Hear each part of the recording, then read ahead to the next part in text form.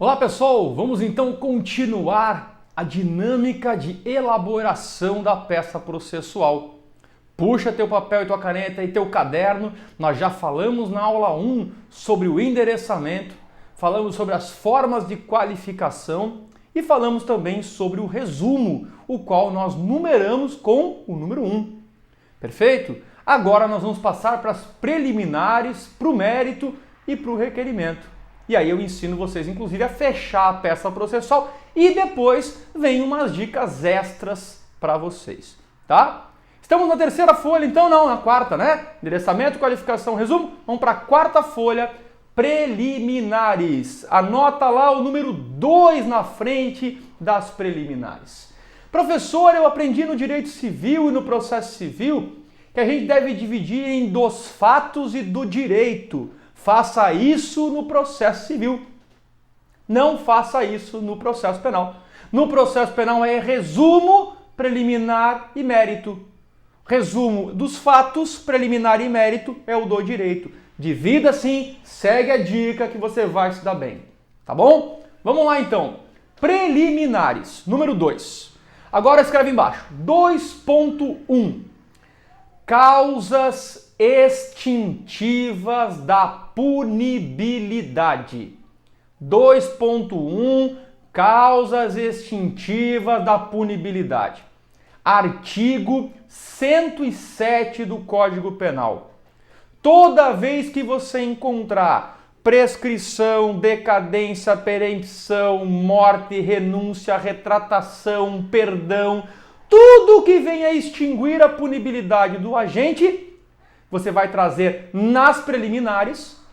Cada caso vai ser um número, cada tese vai ser um número. Então, por exemplo, 2.1 da prescrição, 2.2 da perempção, 2.3 da morte, não me interessa quantas você achar, numere, dê um título para essa tese. Depois eu vou explicar como é que escreve a tese. Dá um título para essa tese. E assim você tem as preliminares de causas extintivas da punibilidade que estão previstas no artigo 107 do Código Penal.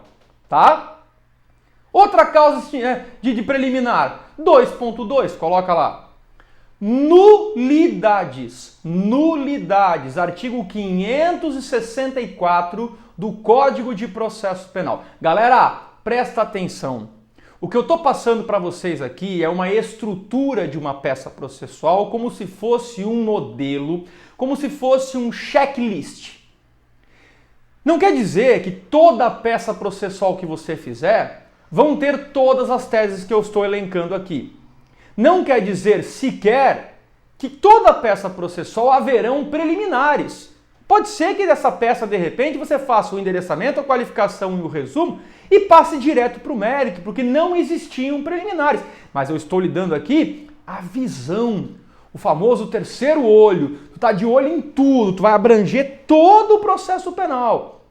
Preliminares, causa extintiva de punibilidade e nulidades, previstas no artigo 564 do Código de Processo Penal. Professor, como é que eu sei que é uma nulidade? É uma falha de ordem processual. É algo que está previsto no 564 e seus incisos e alíneas, mas são falhas de ordem processual que devem ser avaliadas antes de entrar no mérito. Faz uma flechinha assim lá em cima nas preliminares e coloca questão de ordem processual.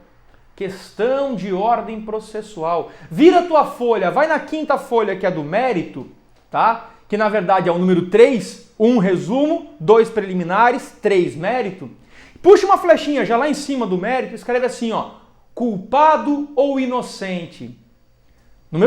Volta no anterior, preliminares, questão de ordem processual. Mérito, culpado ou inocente.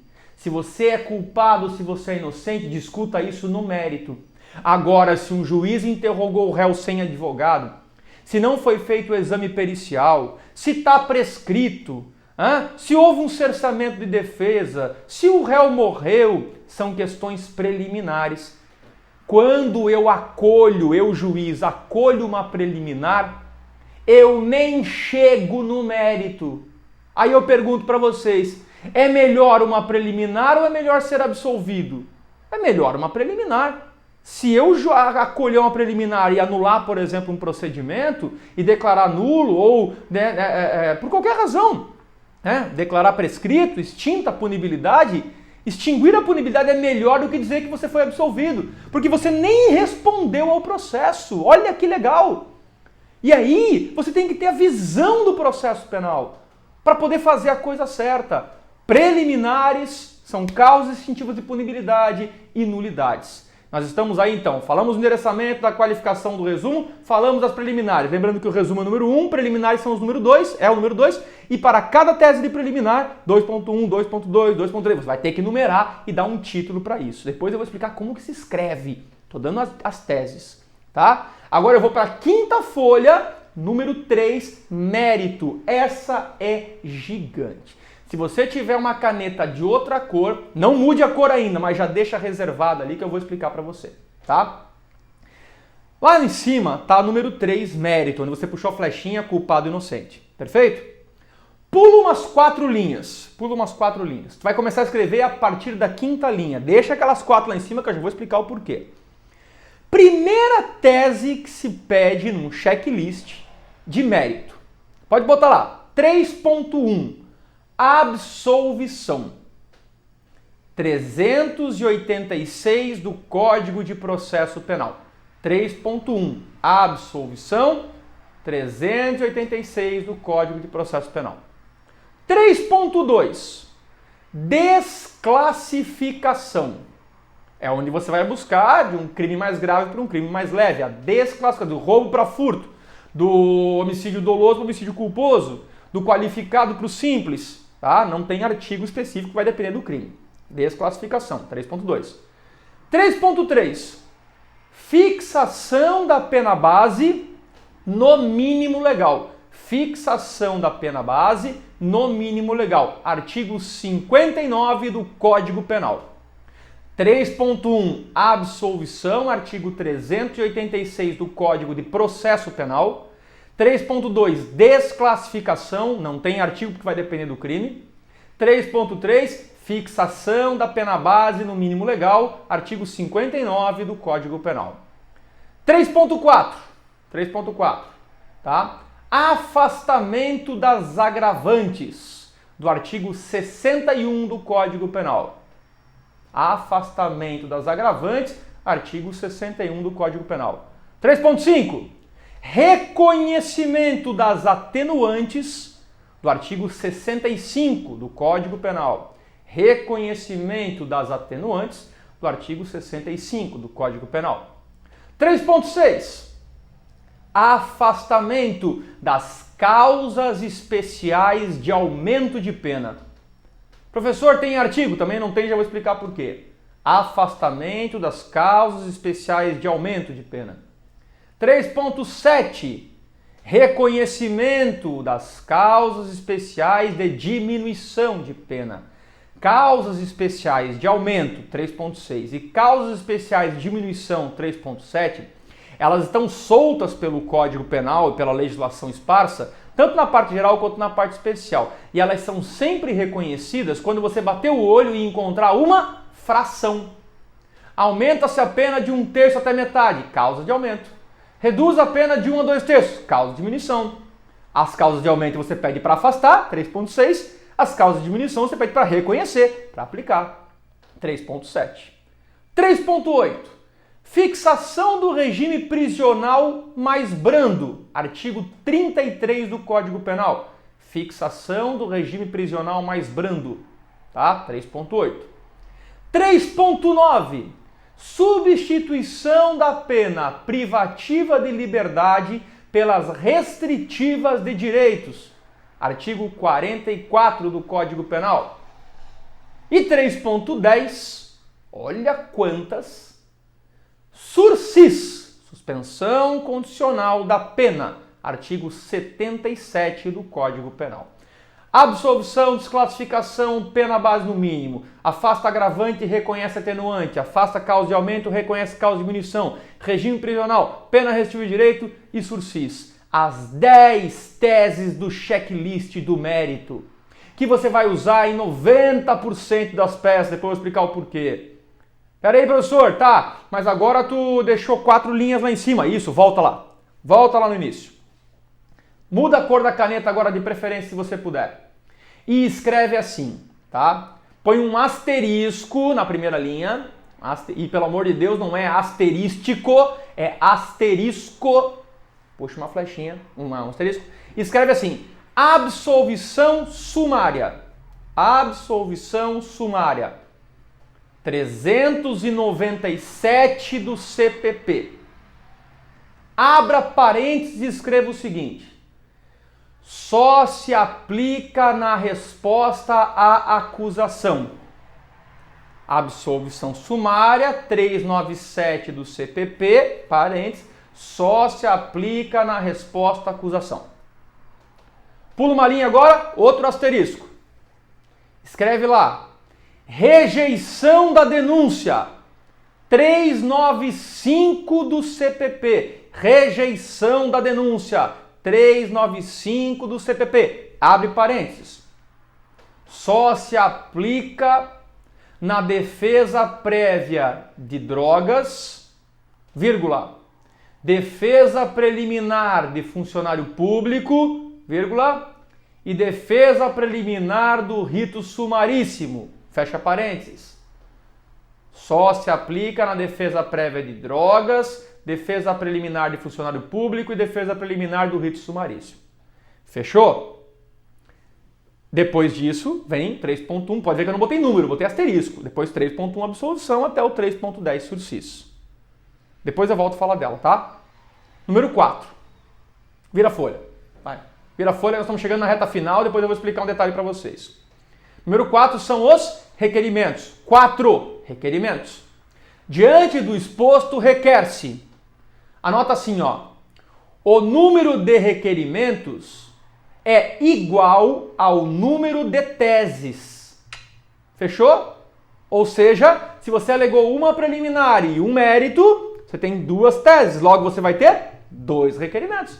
Mas se você alegar, por exemplo, 2 preliminares e 10 teses de mérito, você vai ter 12 requerimentos. Para cada tese, um requerimento. Para cada tese, um requerimento. E depois eu explico como que nós vamos escrever. Eu estou falando apenas da estrutura da peça. Terminou o número 4? A sexta folha, porque era endereçamento, qualificação, resumo preliminar, mérito e requerimento. Abre mais uma. Abre mais uma e só escreve assim. Como que eu fecho uma peça? Para você entender. O fechamento de uma peça. Aí você escreve assim, né? Nestes termos, pede e espera deferimento, local, reticências, vírgula, data, reticências, ponto, advogado, reticências, OAB, reticências. Olha só, professor, mas a peça dizia o local, dizia que era Limeira, São Paulo, e a peça pedia a data. Então é nesses termos, pede espera deferimento, Limeira, 25 de março de 2020. Advogado, OAB. Ah, professor, é uma peça que exige rol de testemunhas como uma resposta à acusação. Embaixo do advogado, OAB, você vai escrever rol de testemunhas. Pelo amor de Deus, não invente. Se a prova da OAB disser quem são as testemunhas, você vai colocar. Se ela não disser, você não pode colocar lá Michael Jackson, Lady Gaga, para inventar. Não pode inventar, pelo amor de Deus. Se você inventa, você reprova no exame da ordem. Tá bom? Agora eu quero mostrar para vocês, então, para fazer o nosso fechamento, e depois eu passo a técnica de redação e assim por diante. Vamos voltar 2 aulas antes, aí, quando eu falei a resposta à acusação, que eu falei para vocês, peça aquilo que o juiz pode lhe dar. Ó, se você estiver no teu escritório de advocacia, fazendo uma resposta à acusação, ela vai ser assim: endereçamento, qualificação, resumo, possibilidade existe de ter as preliminares, e no mérito você vai alegar apenas a absolvição sumária, o primeiro asterisco do mérito. Tem tese preliminar? Tem absolvição sumária? Você vai daí fazer o número de requerimentos lá embaixo, e é semelhante ou igual ao número de teses. Vocês compreenderam? Professor, eu estou fazendo uma defesa prévia de drogas, como é que eu faço? Endereçamento, qualificação, resumo.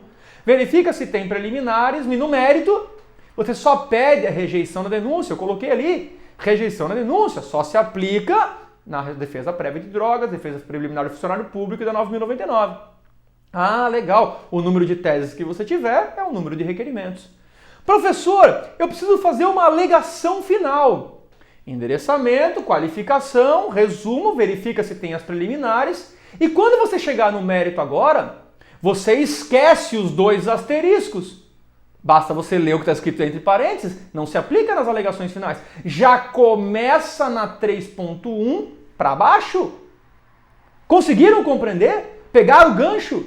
O número de teses que eu tiver vai ser o número de requerimentos. Esse é o caminho para o teu escritório de advocacia. Tá, professor, eu consegui entender, beleza. Tá, mas o senhor falou que era diferente o escritório de advocacia da prova da ordem. É diferente. O senhor falou que a prova da ordem cobre errado. Ela cobre errado. Sabe como que eu faço uma resposta à acusação na prova da ordem? Endereçamento, qualificação, resumo, verifico se tem preliminares. No mérito, eu peço a absolvição sumária, que se aplica a resposta, e começo do 3.1 e vou até o 3.10. Pede tudo, professor? Pede. Ó. Completamente fora. Como é que eu faço uma defesa prévia na lei de drogas na prova da ordem? Endereçamento, qualificação, resumo, preliminares. No mérito eu peço a rejeição da denúncia. Aí eu começo do 3.1 e vou até o 3.10. Meu Deus, professor, tá tudo errado. Claro que tá errado! Porque do 3.1 para frente só se pede em alegações finais, só se pede em razões de apelação e a prova da ordem insiste em pedir isso. Tá, professor, mas peraí então. E uma alegação final na prova da ordem, como é que eu faço? A alegação final é igual. É igual no escritório de advocacia. É o endereçamento, qualificação, resumo, preliminares e já começa do 3.1 porque não tem absolvição sumária nem rejeição na denúncia. Compreendam isso. Por favor. Aí o modelo que você fizer na prova da ordem, você não pode usar na prática. Porque se você usar na prática, o juiz vem dar nos dedos. Vou fechar esse exemplo aqui com uma peça processual de um colega advogado, que por óbvio eu não vou mencionar o nome. Ele apresentou uma resposta à acusação e pediu a absolvição do 386, ou seja, a primeira tese de mérito, 3.1, de uma alegação final. Ele pediu na resposta à acusação. Sabe qual foi o despacho do juiz? O juiz disse bem assim, apresentada a resposta à acusação, verifica-se que a defesa pleiteia a absolvição do réu com fulcro no artigo 386 do CPP.